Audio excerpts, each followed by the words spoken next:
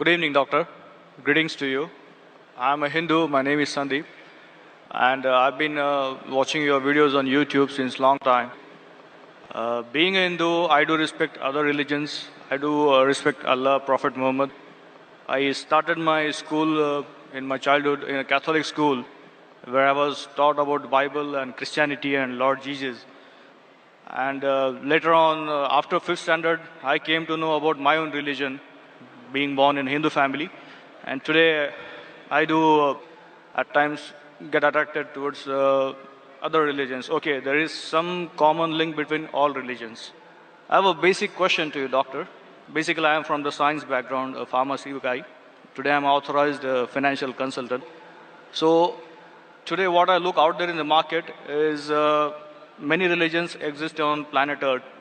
If human being is the same, if human organs are the same, if the human body system follows the same heartbeats, blood flow, the same blood, the same ears, the same nose, if everything is the same, the creator has to be the same, the supreme power is the same. So if the supreme power is the same, why do so many religions exist on earth today? What is going to be the future now onwards? Because if I go as per theoretical books, as per history, before thousands of years, Hinduism existed. Then came Lord Jesus, then Prophet Muhammad, and now today, what I see in front of my eyes is there are many religions, and every religion has its own pros and cons. So, being a human, I get confused. I am a Hindu, I should respect my religion, as well as being a human being, I should respect other religions. So, what is the final truth, and what is going to the future for centuries ahead? The brother asked a very good question, that there are so many different religions. More than 4,000 years back was Hinduism. Then Jesus Christ, peace be upon him, came 2,000 years back, or Christianity. Then Prophet Muhammad, peace be upon him, came 1,400 years back. Some things are similar, some things are contradicting. There's so much of confusion. God, our creator, is one. Human body is the same. Creator has to be same. So why this confusion? It's a very good question. The reply is given in the Quran in Surah Al-Imran, chapter 3, verse number 19. It says, Inna Dina in the Islam. The only religion acceptable in the sight of God is Islam. That is peace acquired by submitting our will to God. Almighty God only gave one religion to the human beings. As I said earlier, Almighty God has only sent one religion. But He has sent many messengers. When He sent messengers who got messages, by the passage of time, the message got changed. Again a new messenger came. He brought a fresh message. Again the people changed it. Again a new messenger came. It happened for many years down the ages. But all the messengers brought, the basic message was the same. Almighty God, the last and final message was the Quran. Now you will ask me this question, that why did God reveal the Quran 1400 years back? Why didn't He reveal the Quran directly? Reveal the Quran directly? No confusion. You know, my son, he wants to become a doctor. He tells me, Father, Abba, why do you put me into nursery, then junior KG, senior KG, first standard? Why you put me in school? Directly put me into medical college. I said, son, if you want to be a doctor, first you have to go to nursery, pre-primary, primary school, secondary school, medical college, then you become a doctor. You can't directly enter a medical college because you won't understand. So Allah subhanahu wa ta'ala, who is our creator, He knows very well that human being would not be able to grasp the complete message of the Quran if it was revealed earlier. 1400 years ago, Almighty God, who is our creator, He knows this time, the time has come where human beings can understand the message. So that's the reason previously He sent messages which were there but not complete because human being could not understand, could not grasp. As the message changed, He sent a new message, a new messenger. That's the reason all the messages that came before the Quran, they were meant for a particular group of people and meant to be followed for a particular time period. All the messengers that came before the last and final messenger, Prophet Muhammad Sallallahu Alaihi Wasallam, were only sent for a particular group of people and was meant to be followed till a new message came. Almighty God, He knew 1400 years ago was the time when human beings can understand the final message of the Quran. He revealed it. And He sent the last and final messenger, Prophet Muhammad, peace be upon him. Since Quran was the last and final message, it was not only meant for the Muslims or the Arabs, it wasn't meant for one particular group of people, it was meant for the whole of humanity. All the messengers that came before were meant for a particular group of people, and the message was supposed to be followed for a particular time period. Because Prophet Muhammad, peace be upon him, was the last and final messenger, he was not sent only for the Muslims or the Arabs, he was sent for the whole of humanity. But now today, you ask me, why are there different religions? Our Creator sent only one religion. We human beings kept on changing. But even in the corrupted form, I have a formula.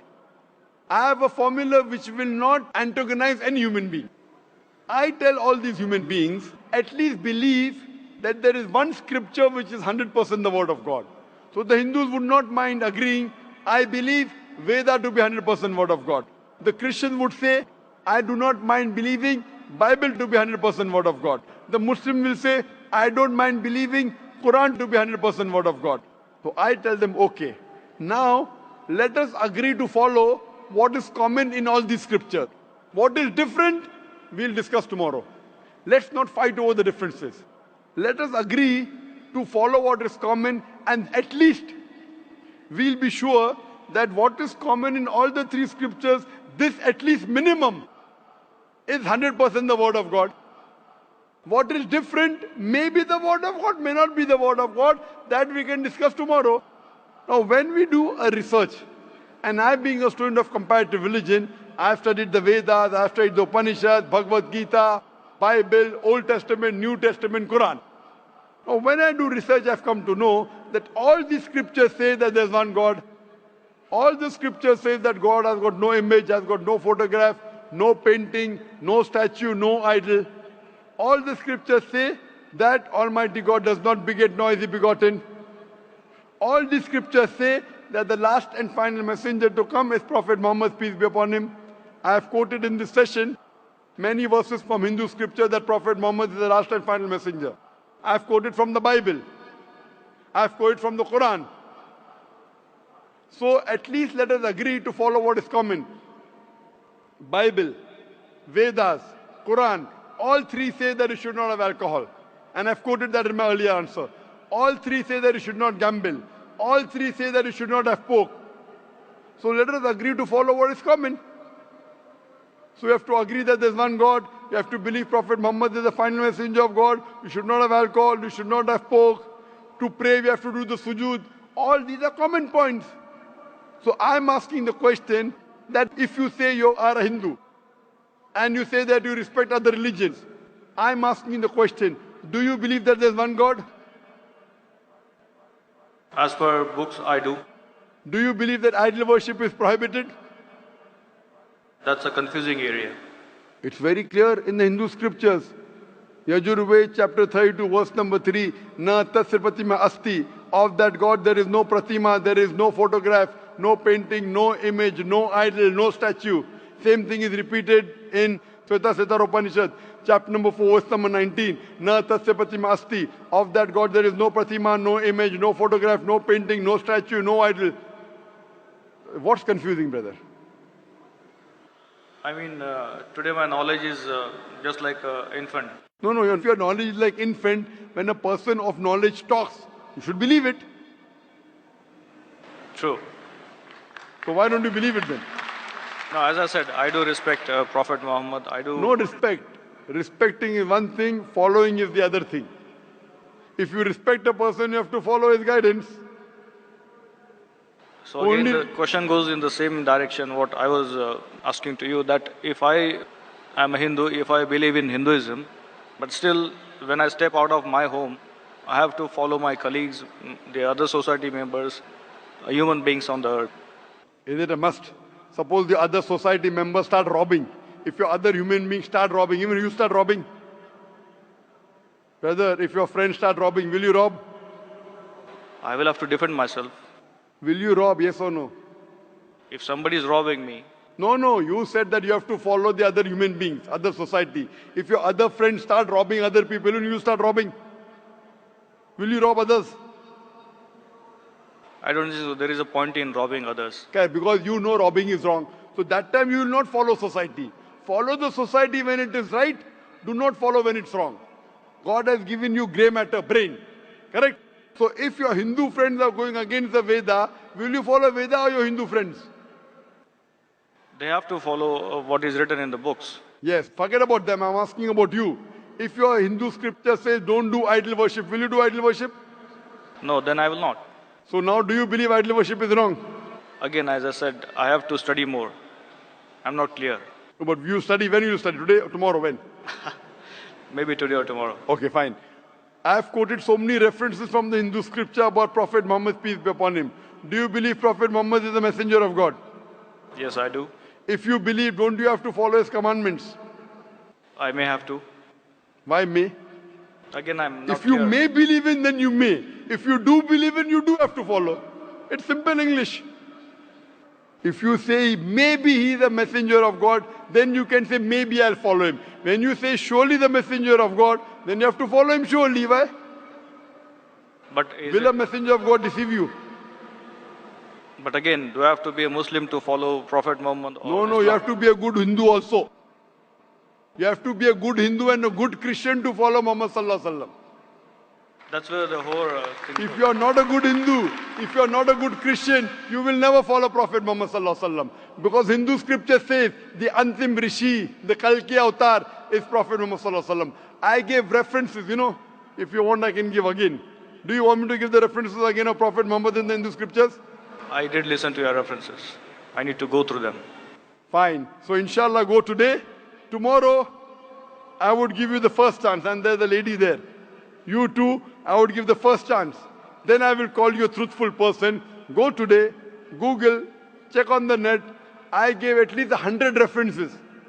There are more than 100 in my lecture. If you see on Hindu scriptures talking about Prophet Muhammad Sallallahu Alaihi Wasallam, talking about one God, talking not to have alcohol, not to have pork, not to gamble. What is different we'll discuss tomorrow. At least what is common we should agree. So when you are talking about getting human beings together, I am giving you a formula which will not offend you. I am not telling you follow that which is not mentioned in the Hindu scripture. I am telling you follow what is mentioned in Hindu scripture and the Quran. 100% you will be a good Hindu, good Christian, and even enter into Islam. May not be good Muslim, at least enter, and then your scripture says you have to follow the guidance of the last messenger, you have to follow the Quran. So if you follow the Quran correctly and the sayings of the Prophet Muhammad Sallallahu Alaihi Wasallam, you will be a good Muslim. And I'm waiting that inshallah if we can do it today, tomorrow inshallah we can interact. Thank you very much, doctor.